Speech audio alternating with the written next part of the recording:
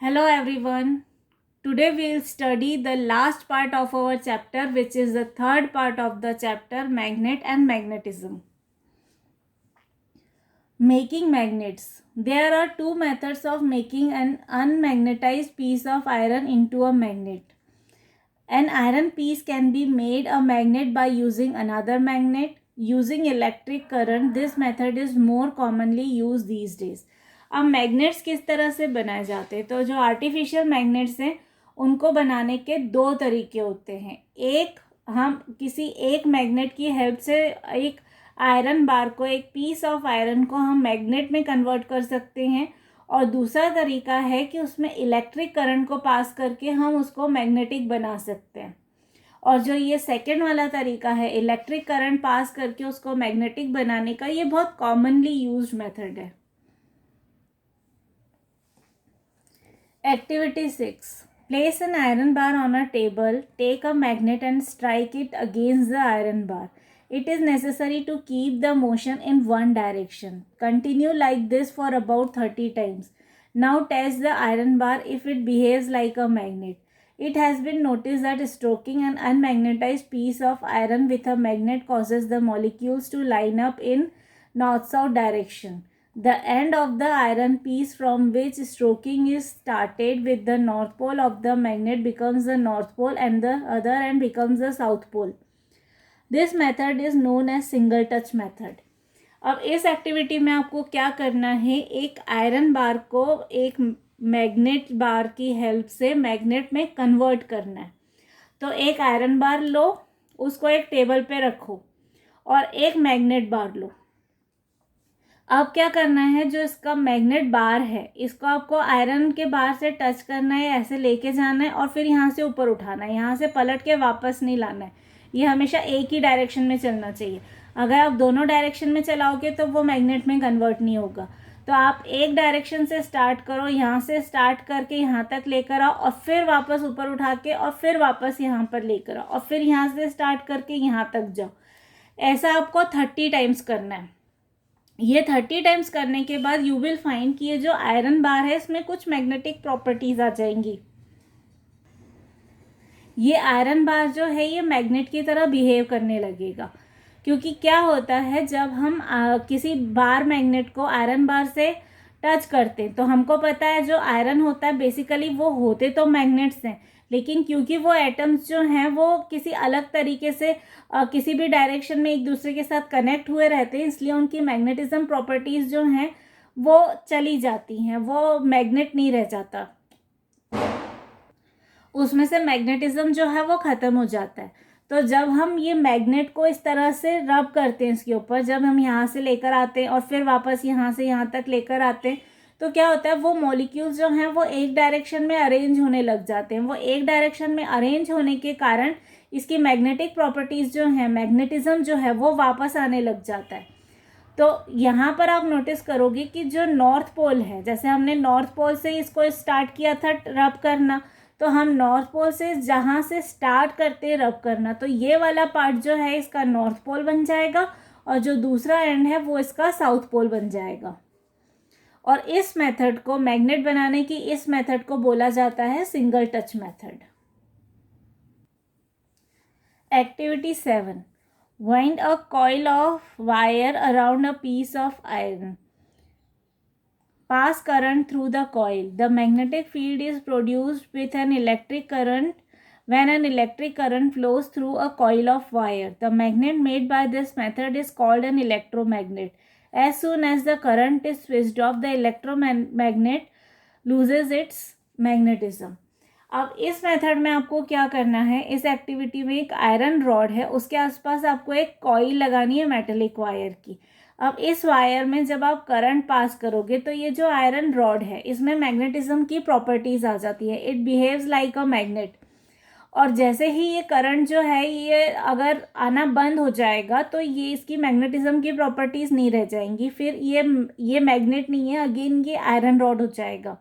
तो जब तक इस आयरन रॉड को करंट मिलता रहेगा through this coil of wire, तब तक it will behave like a magnet. और जैसे ये करंट फ्लो होना बंद हो जाएगा, ये जो है ये आयरन हो जाएगा वापस, ये मैग्नेट नहीं रहेगा.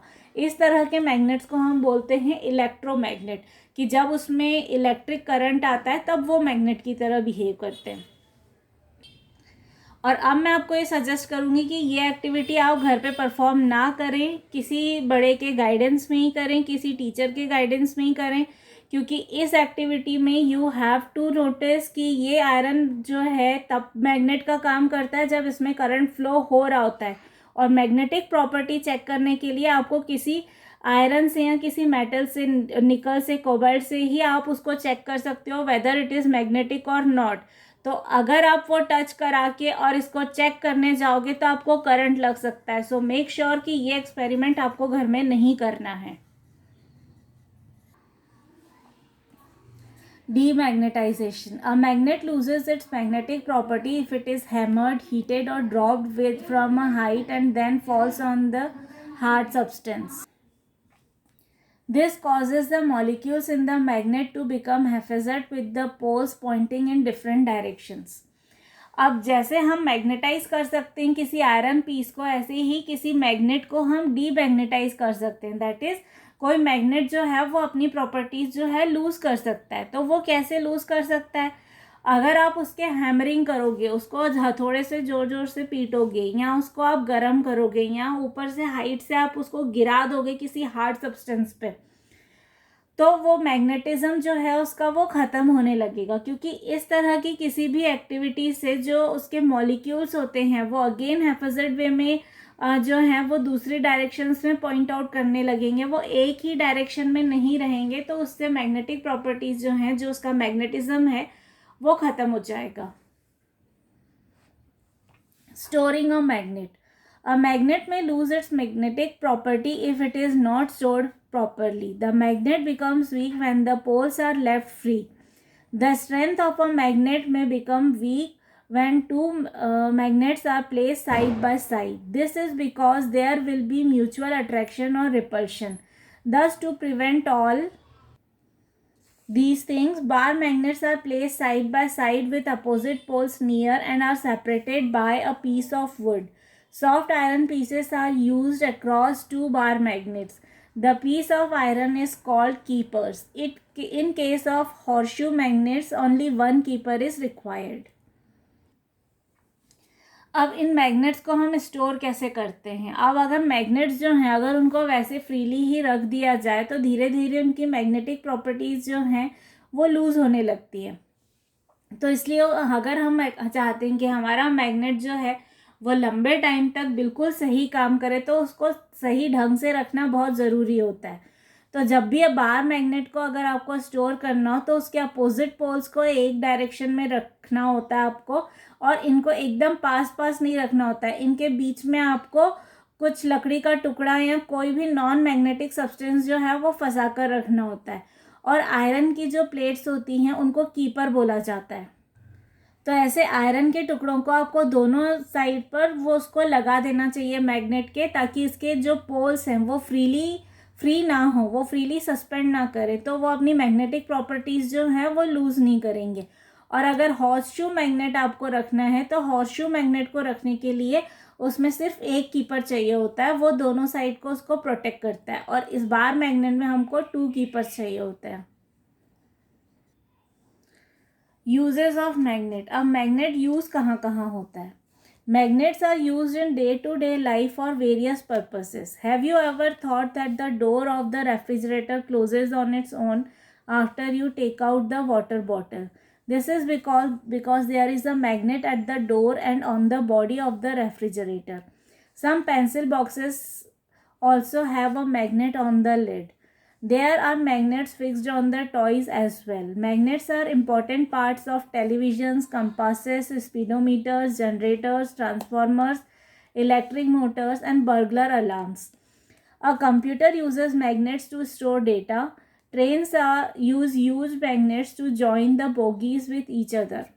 Use of magnet has become common in medical science. Magnet therapy involves placing magnets on parts of the body to ease pain. अब जो मैग्नेट होता है उसका यूज़ क्या क्या होता है? तो हमारी डे टू डे लाइफ में मैग्नेट जो है वो डिफरेंट पर्पसेस सर्व करता है। हमारी लाइफ में बहुत सारे यूजेस होते हैं मैग्नेट के। अब जैसे आपने कभी नोटिस किया होगा कि रेफ्रिजरेटर का जो डोर होता है, जैसे हम रेफ्रिजरेटर खोलते हैं किसी भी काम से और उसको सिर्फ हल्का सा ही धक्का मारते हैं तो वो जाके चिपक जाता है, वो ढंग से बंद हो जाता है। तो वो कैसे बंद होता है, उसके डोर में और जो रेफ्रिजरेटर की बॉडी होती है उसमें मैग्नेट लगा होता है। तो वो मैग्नेट जो है उसकी हेल्प से डोर जो है वो बंद हो जाता है। आपने कई बार अपने पेंसिल बॉक्स में भी नोटिस किया होगा कि जो पेंसिल बॉक्स है उसको बंद करने के लिए उसमें आयरन की प्लेट लगी होती है और मैग्नेट्स लगे होते हैं, तो उससे जो आपका पेंसिल बॉक्स है वो बंद हो जाता है। इसके अलावा जो हमारे इलेक्ट्रिकल अप्लायंसेस होते हैं, हमारा TV, compass, speedometer, generator, transformer, electric Motors या बर्गलर अलार्म्स, इन सारे डिवाइसेस में जो है वो मैग्नेट लगा होता है। कंप्यूटर में कोई भी डेटा जो सेव होता है वो मैग्नेट्स की हेल्प से ही होता है। कंप्यूटर जो है मैग्नेट्स को यूज़ करता है डेटा स्टोर करने के लिए। और जो ट्रेन्स होती है उनकी जो बोगीज एक दूसरे से कनेक्टेड होती हैं वो भी मैग्नेट की हेल्प से ही एक दूसरे से कनेक्ट होती है।